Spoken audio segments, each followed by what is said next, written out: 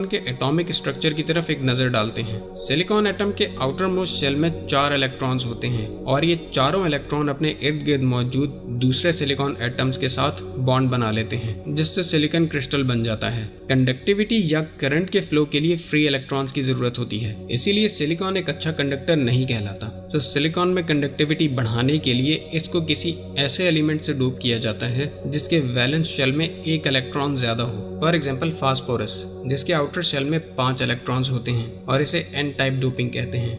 लेकिन सिलिकॉन को एक ऐसे एलिमेंट से भी डोप किया जाता है जिसके आउटर शेल में इलेक्ट्रॉन्स की कमी हो, जैसे बोरॉन, जिसके आउटर शेल में 3 इलेक्ट्रॉन्स होते हैं। यानी यहाँ पर एक इलेक्ट्रॉन की कमी होती है, जिसे एक होल के तौर पर भी रिप्रेजेंट किया जाता है। इसे पी टाइप डोपिंग कहते हैं। सो पी और एन को जब कंबाइन किया जाता है तो इस एन और पी रीजन की बाउंड्री पर एन में मौजूद एक्स्ट्रा इलेक्ट्रॉन्स पी रीजन के होल्स को फिल करना शुरू कर देते हैं। जब एन रीजन इलेक्ट्रॉन्स लूज करता है तो इस पर पॉजिटिव चार्ज आ जाता है, और जब पी रीजन इलेक्ट्रॉन्स एक्सेप्ट करता है तो इस पर नेगेटिव चार्ज आ जाता है। इस नेगेटिव चार्ज की वजह से एन रीजन से मजीद इलेक्ट्रॉन्स पी रीजन की तरफ नहीं जा पाते और इस चार्ज की वजह से एक रुकावट बन जाती है, जिसे डिप्लीशन लेयर कहते हैं। इस एन और पी के कॉम्बिनेशन को डायोड कहते हैं। ट्रांजिस्टर में आमतौर पर पी टाइप की थिन लेयर को एन टाइप के दरमियान सैंडविच कर दिया जाता है, जिससे एक बाइपोलर जंक्शन ट्रांजिस्टर या एनपीएन ट्रांजिस्टर बन जाता है, जैसा शॉकले ने तैयार किया था। इस ट्रांजिस्टर में एक साइड को इमिटर, पी रीजन को बेस और दूसरी साइड को कलेक्टर कहते हैं। इस एनपीएन ट्रांजिस्टर में इमिटर पोर्शन को कलेक्टर की निस्बत ज्यादा डोप किया जाता है।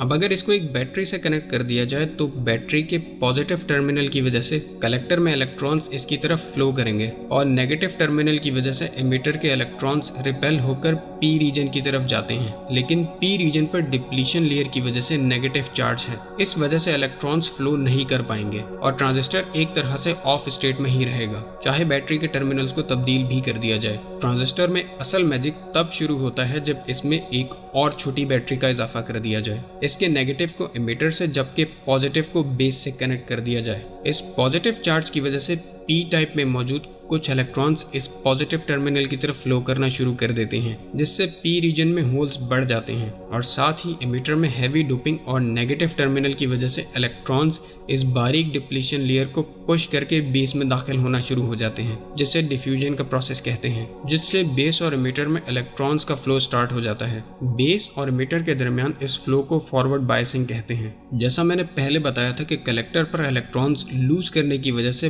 पॉजिटिव चार्ज है और इमिटर पर हैवी डोपिंग की वजह से इलेक्ट्रॉन्स की एक बड़ी तादाद इस बारीक डिप्लीशन बैरियर को तोड़कर कलेक्टर की तरफ भी फ्लो करना स्टार्ट कर देती है, जिससे ट्रांजिस्टर में करंट का फ्लो स्टार्ट हो जाता है। यानी इसका बेस वैक्यूम ट्यूब में मौजूद एक ग्रिड ही की तरह काम कर रहा है, लेकिन ये साइज और पावर यूजेज में बहुत कम है। वैक्यूम ट्यूब की तरह इस इन्वेंशन को भी उस वक्त कोई खास तवज्जो नहीं मिली, लेकिन शॉकले जानते थे कि ये कितनी बड़ी इन्वेंशन है। ट्रांजिस्टर के मंजर आम पर आने के बाद इस पर किसी ने कोई खास तवज्जो नहीं दी और इन्हें कमर्शियली सिर्फ टेलीफोन एक्सचेंजेस, सुनने वाले आलात और रेडियो में ही इस्तेमाल किया गया, जिसकी बड़ी वजह इसमें नाजुक तारों के कनेक्शंस और मॉइस्चर सेंसिटिविटी थी। शॉकले इस डिवाइस को लेकर काफी संजीदा थे और उन्होंने 1956 में एक इन्वेस्टर आर्नल्ड बेकमैन के ताउन से कैलिफोर्निया में अपनी एक नई कंपनी की बुनियाद डाली, जिसे शॉकले सेमीकंडक्टर का नाम दिया। उसी साल यानी 1956 में बार्डीन, ब्रेटन और शॉकले को ट्रांजिस्टर की डिस्कवरी पर नोबेल प्राइज भी दिया गया। शॉकले का ये मानना था कि सिलिकॉन जर्मेनियम की निस्बत ज्यादा बेहतर सेमीकंडक्टर है और उन्होंने इस पर रिसर्च के लिए अपनी कंपनी में कुछ बेहतरीन रिसर्चर्स हायर किए, लेकिन उन्हें सिलिकॉन ट्रांजिस्टर में कोई खास कामयाबी नहीं मिली। 1 साल बाद ही शॉकले ने सिलिकॉन ट्रांजिस्टर्स पर रिसर्च खत्म कर दी। प्लस इनके एरोगेंट और रिजिड बिहेवियर की वजह से इनकी कंपनी के 8 करीबी रिसर्चर्स ने कंपनी से रिजाइन देकर एक अमेरिकन बिजनेसमैन शर्मन फेयरचाइल्ड के ताउन से एक नई कंपनी फेयरचाइल्ड सेमीकंडक्टर की बुनियाद डाली। इस कंपनी ने भी जर्मेनियम की बजाय सिलिकॉन ट्रांजिस्टर की तरफ ज्यादा रिसर्च की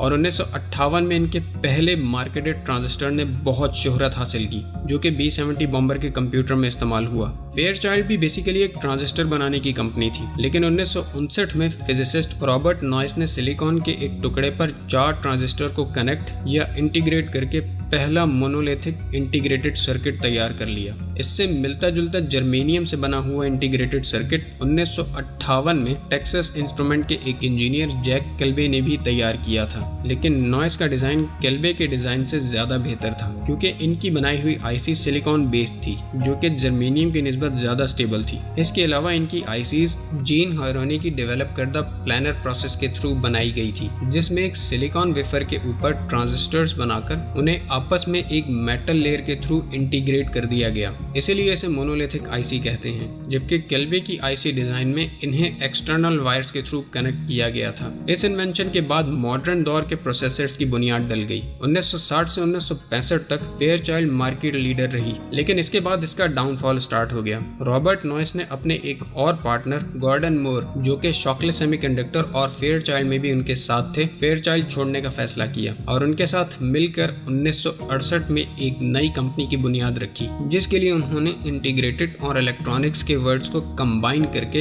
इंटेल का नाम दिया। 1971 में इंटेल ने अपना पहला माइक्रो प्रोसेसर इंटेल 4004 लॉन्च किया, जो कि बेसिकली इन्हीं सिलिकॉन बेस्ड ट्रांजिस्टर से बनी हुई आईसीज की एडवांस फॉर्म था। ट्रांजिस्टर्स में सिलिकॉन के यूजेज की वजह से जो एवोल्यूशन आया, उसकी वजह से कैलिफोर्निया के इस रीजन को सिलिकॉन वैली के नाम से भी जाना जाता है, जहां पर इस वक्त दुनिया के कुछ सबसे पावरफुल कंपनीज के ऑफिसेज हैं, जिनमें गूगल, एप्पल, फेसबुक, टेस्ला वगैरह शामिल हैं। बिलाशुबा ट्रांजिस्टर्स की इन्वेंशन के बाद इस शोबे में हमने एक से बढ़कर एक टेक्नोलॉजिकल एडवांसमेंट देखी, जो कि दर हकीकत अभी भी जारी है। और अगर हम महज 20 साल पीछे ही चले जाएं, तो उस दौर की टेक्नोलॉजी और मौजूदा दौर की टेक्नोलॉजी में हम एक वाज़ेह फर्क महसूस कर सकते हैं। और इस छोटी सी इन्वेंशन ने महज एक सदी में ही हमारे रहन सहन और इस दुनिया को देखने का अंदाज ही बदल डाला।